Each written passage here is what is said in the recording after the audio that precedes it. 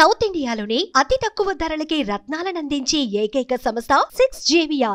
స్వామి గురుస్వామి 41 రోజు దీక్షలో గురు శిష్యం ఎట్లా ఉండాలి, శిష్యుడు ఎలా ఉండాలి అనేది, గురువు ఎలా ఉండాలని అడగడం కన్నా శిష్యుడు ఎలా ఉండాలి, నేను అసలైన శిష్యుడాలని ఏకలవ్యుడికి ఎలా తెలుసా దొరికాడు. ఆయన గురువుతో విద్య నేర్చుకోలేదు. కొట్రా అక్కడ అనగానే వీడు ఇక్కడ నుంచి నేర్చుకొని కొట్టేశాడు దగ్గరనే. నీకేం కనబడుతుందిరా, నాకు అక్కడ ఇంకొకరిని అడిగితే నాకు చెట్టు కనబడేది, నాకు అది కనబడేది, ఇది నాకు దాని కళ్ళు కనబడేది, కొట్రా అన్నాడు. గురువుని నిందించేవాడికి విద్య రాదు. ఒకటి ఫస్ట్, ఆ గురుస్వామి ఇట్లా, ఈ గురుస్వామి ఇట్లా, వారిట్లా, వీరిట్లా, నేను ఎట్లా అని చూస్తే శూన్యమే.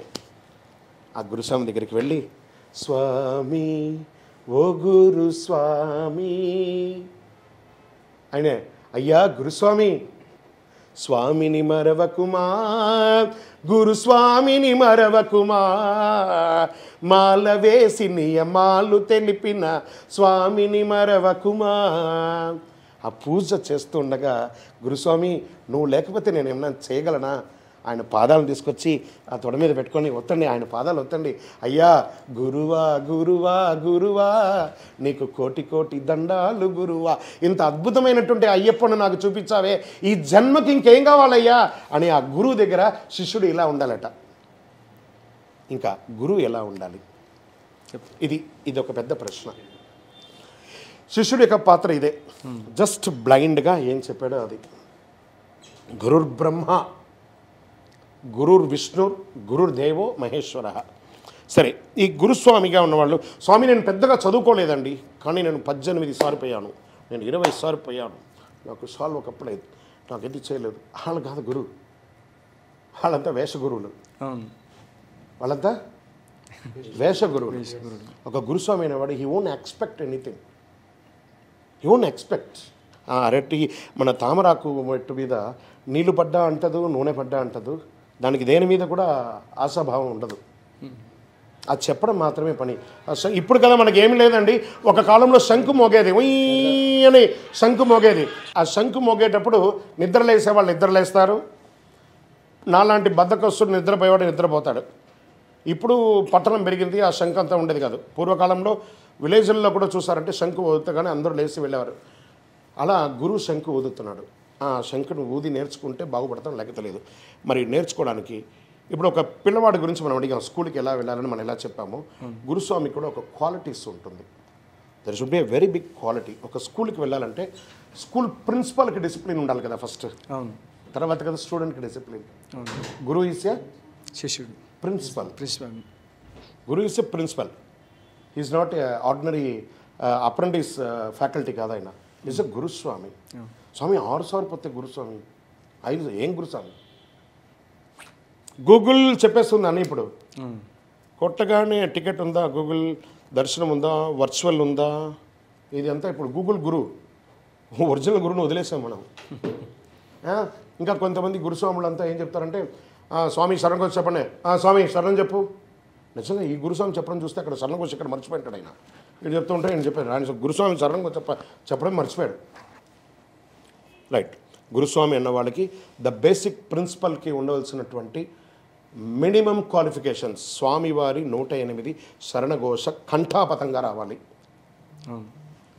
గణపతి అష్టోత్తరం రావాలి, కుమారస్వామి అష్టోత్తరం రావాలి, అయ్యప్ప స్వామి వారి అష్టోత్తరం రావాలి, 18 నమస్కార శ్లోకం రావాలి, శాస్తా కవచం తెలియాలి, మాలాధారణ మంత్రం రావాలి, మాలా విసర్జన మంత్రం తెలియాలి, ఇరుముడి కట్టే మంత్రం చేయాలి, శబరియాత్రకు క్షేమంగా తిరిగి తీసుకొచ్చి ఆ యొక్క అనుభవం ఉండాలి, ఎవరు ఏ ప్రశ్న వేసినా అహంకారం లేకుండా సమాధానం చెప్పగలిగే దమ్ము ఉండాలి.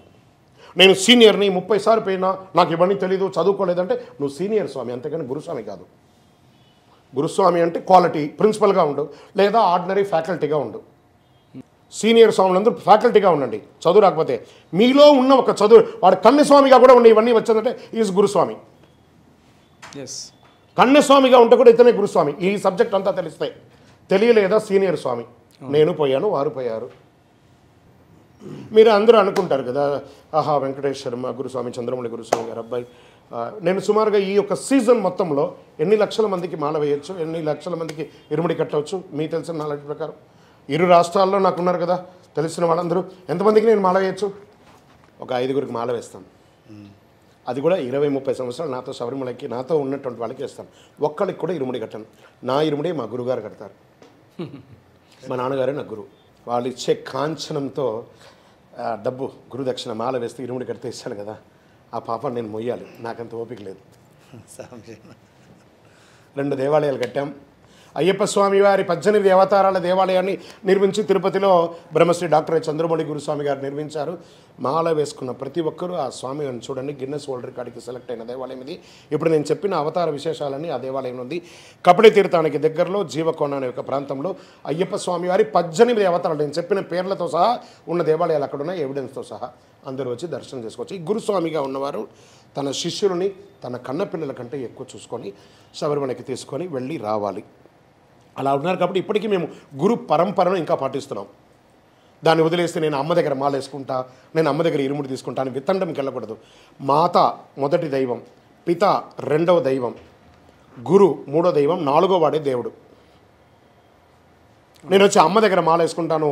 మనం ఏం చెప్తున్నాం? జ్ఞానముద్రాం శాస్త్రముద్రాం గురుముద్రాం నమామ్యహం, వనముద్రాం శుద్ధముద్రాం రుద్రముద్రాం నమామ్యహం, శాంతముద్రాం సత్యముద్రాం వ్రతముద్రాం నమామ్యహం, శబరి ఆశ్రమ సత్యేన ముద్రాం పాదు సదాభిమే అన్నారే కానీ అమ్మ ముద్రాం అనలేదు.